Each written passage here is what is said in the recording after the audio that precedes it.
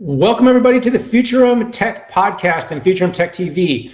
I'm your host, Daniel Newman, Principal Analyst and Founding Partner at Futurum Research. Excited about this Futurum Tech Podcast interview series, where today I will have Dave Shull, CEO of Poly, join me to talk about collaboration, hybrid work, pro-grade technologies, and why they are going to matter in a post-pandemic world. Maybe even hit him up on the name change that the company most recently went through. So without further ado, I'm going to bring Dave Shull into the show. Hey, Daniel. Great to be here. Appreciate it. Dave, super excited to have you join me here. Been a while since I had you on a briefing. One of these days, we are going to do a live meeting, but given that you're the CEO of a company that makes some of the world's leading equipment for video conferencing, it would be ironical. I know that's not a word. I just like saying ironical for me to not do an interview like this using video conferencing and a video technology.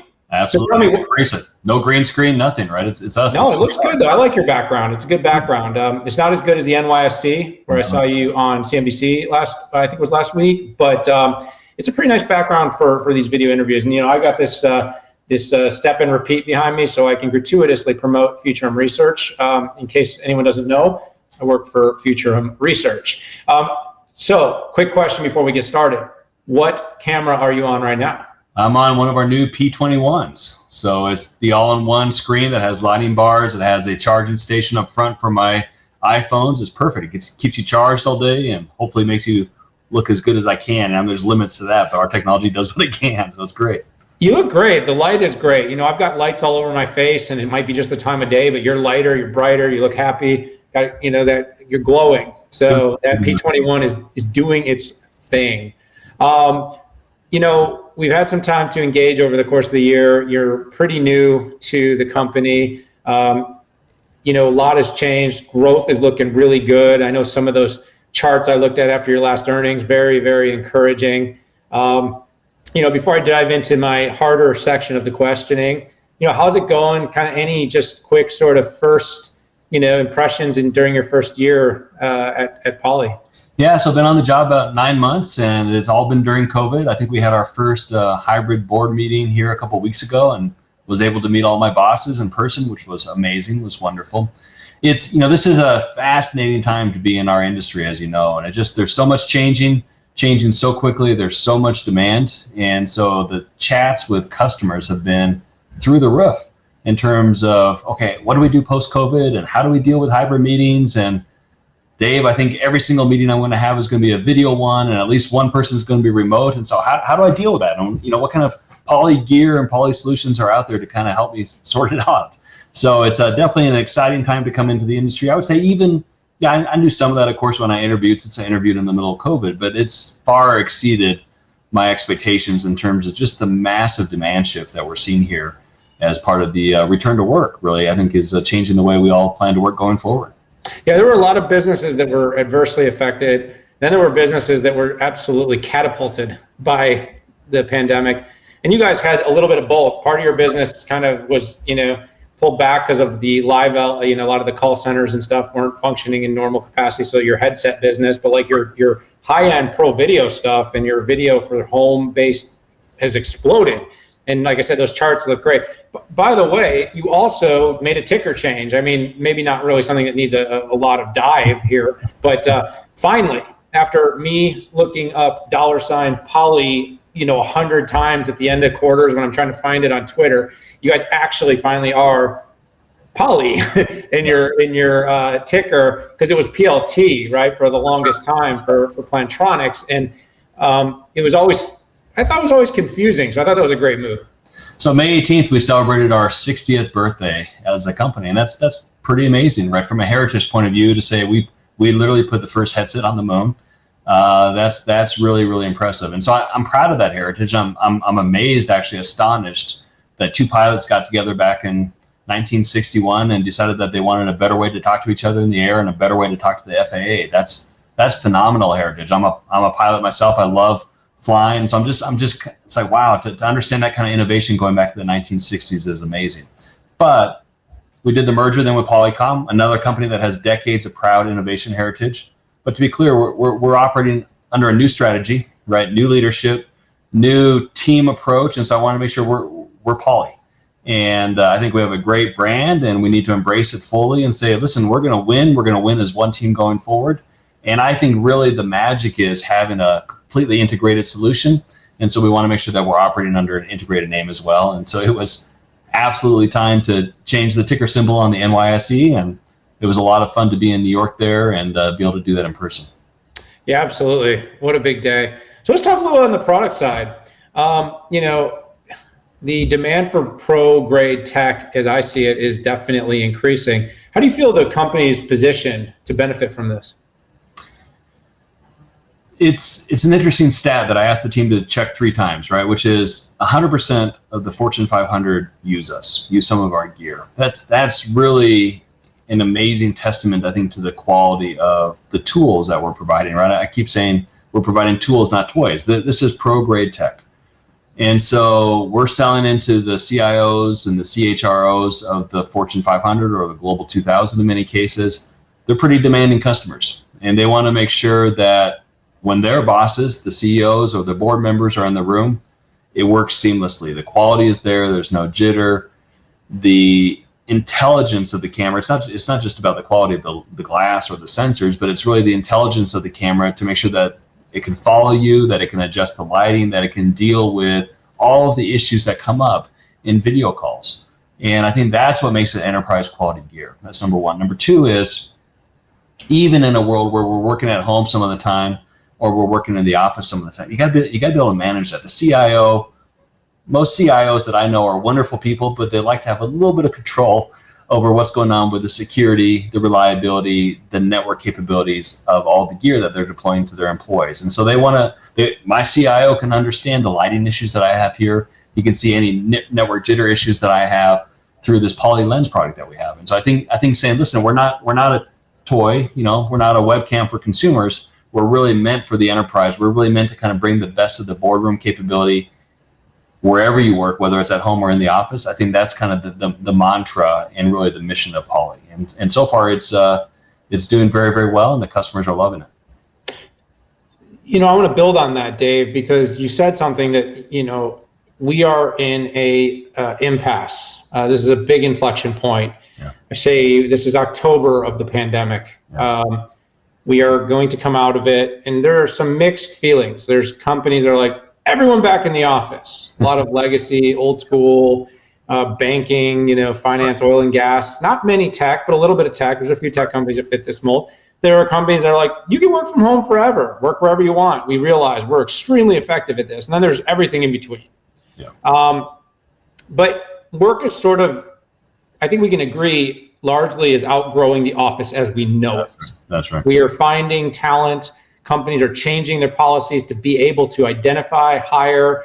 We've realized, like you said, using Teams or Zoom or whichever platform, and you guys are kind of agnostic to that. You support all the platforms, but a lot of work, especially knowledge work, can be done remote. And so as this shift continues to happen, what does that mean for Poly? Because you've kind of alluded to it, but if 30% of the workforce, 40% of the workforce now is working from home regularly, they're still doing video meetings. In fact, they're doing more. Are they going to be adopting pro tech? Are offices going to need more pro tech? Because historically they were the buyers. They were buying the big video systems, and everyone else just used whatever was built into their laptop. But I got to imagine you're seeing that trend change.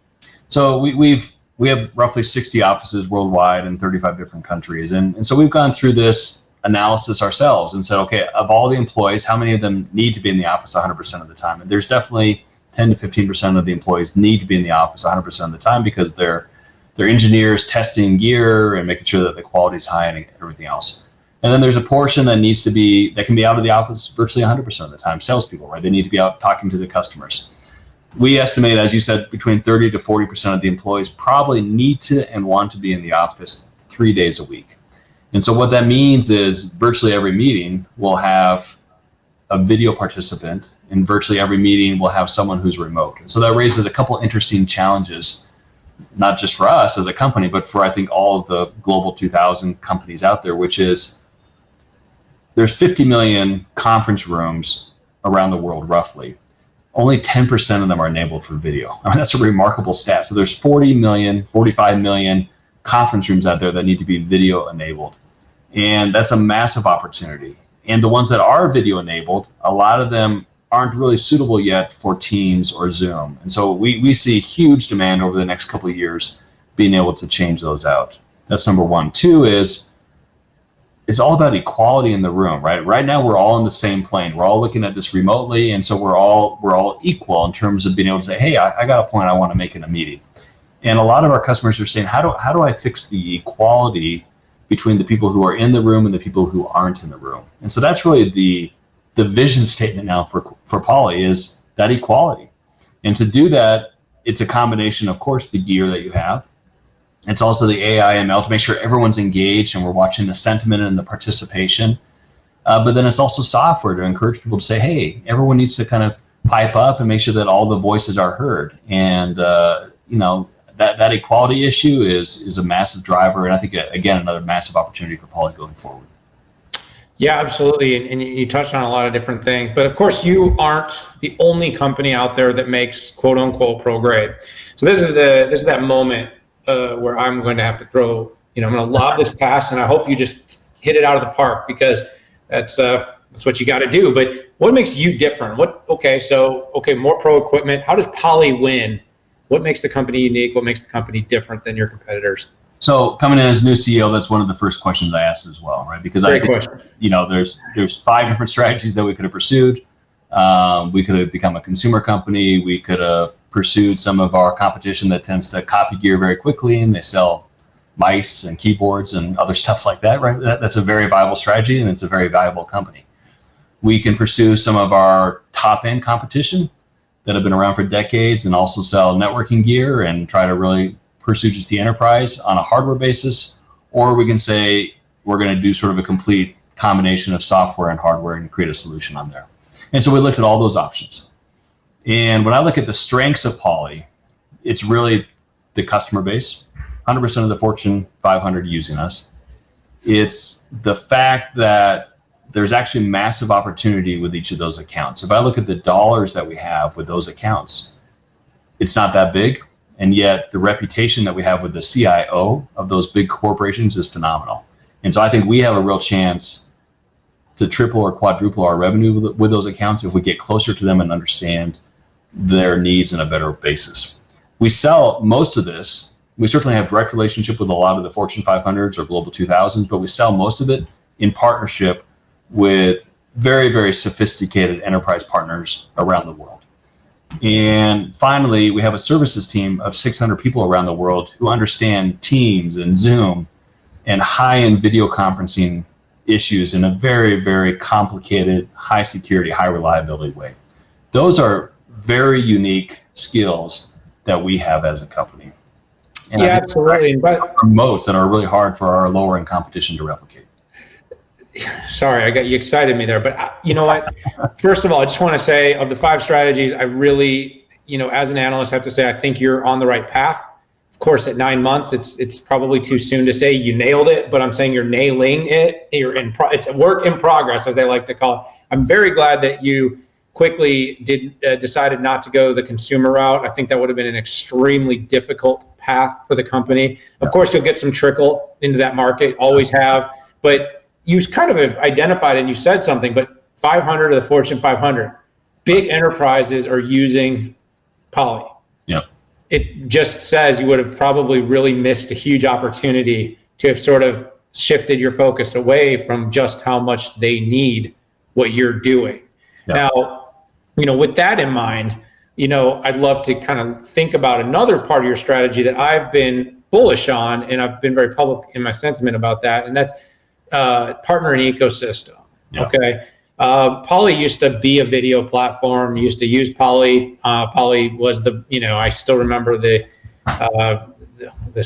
star phones and the ones that went on top of the TVs, view stations. It just slipped my mind. The VSX and the view stations. I'm impressed. Good recall. Those were my early days in video, but I still remember those things. And I remember Poly was its own ecosystem. As Zoom rose, as Teams went from 11 million to 150 million or some odd users, as all these different, you got everything from GoToMeeting, you've got 8x8, and you guys have really done a great job partnering with everyone. You've been extremely focused on building the ecosystem and saying, we don't care which platform you're using. We want to be your hardware and management. So I want to add that software layer through Lens. We want to manage that hardware. We want to be your partner, but we don't want to be, we're not trying to eradicate any of those other platforms. That's been great. Talk about that strategy, how you're going that route. How do you deepen those partnerships? And one thing I've asked for, Dave, is how do you guys get those partners to become bigger advocates and sell-through partners, or are they? And is that something that's already happening? So I immediately prior to Poly, I was at TiVo, and TiVo competed with Roku. Roku is an amazing platform, just an absolutely phenomenal platform. So I have 15 years of experience in media and media tech, and watching what those guys have built is really, truly inspiring. And it's a very, very simple piece of hardware that has a simple to use operating system that sits on millions of TVs around the world. And you can put any sort of entertainment system that you want in there, right? So that's the power and that's the magic of it. And they've been able to monetize that. And so I'm kind of looking at Poly in a very simplistic way, of course, as the Roku for enterprise collaboration and enterprise communications. And I think to do that, we have to stay neutral. Teams, Zoom, absolutely amazing partners. Ring Central. And so we partner very, very closely with those companies at an engineering level, at a sales level, at a marketing level, and they are far and away the biggest drivers of our revenue. But I also know, talking to the end customers, that they're going to make a decision. The end customer CIO is going to make a decision on Teams versus Zoom versus Google versus Ring Central or whatever else, right?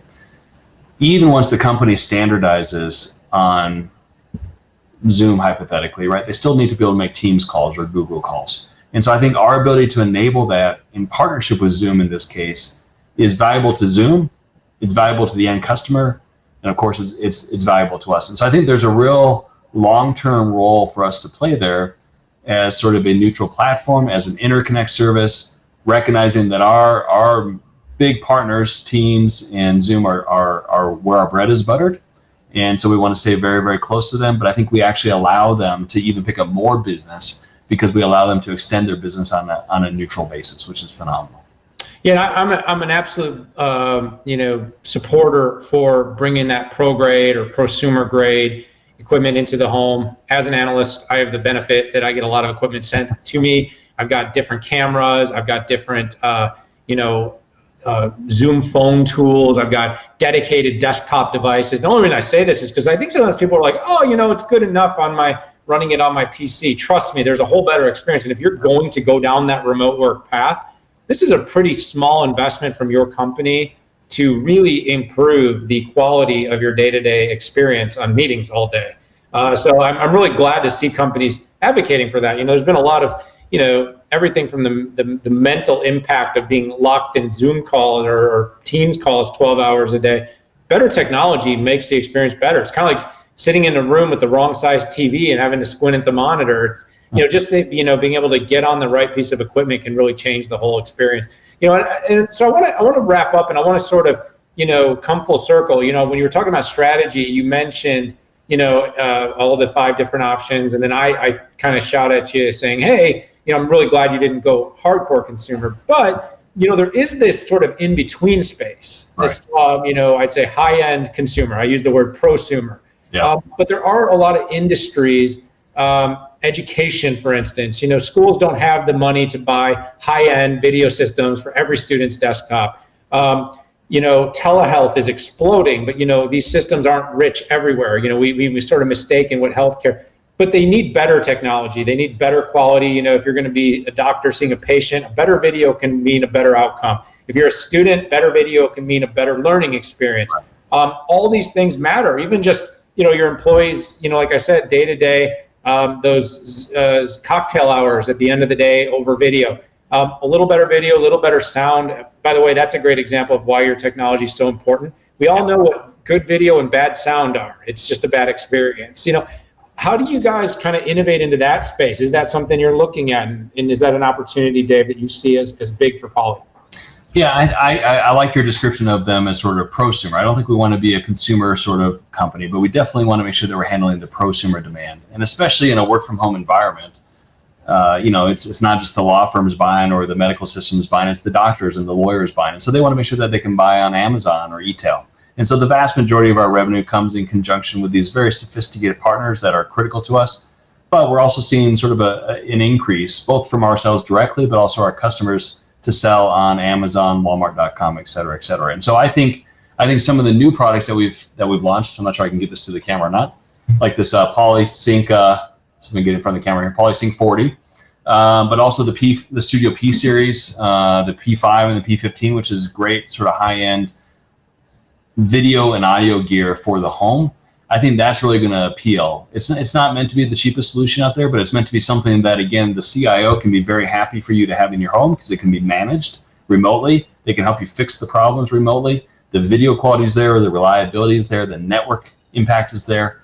And so I think that's really where we're going as a company. Tying that together with sort of the biggest boardrooms as we go back into the office is really the mission for the company.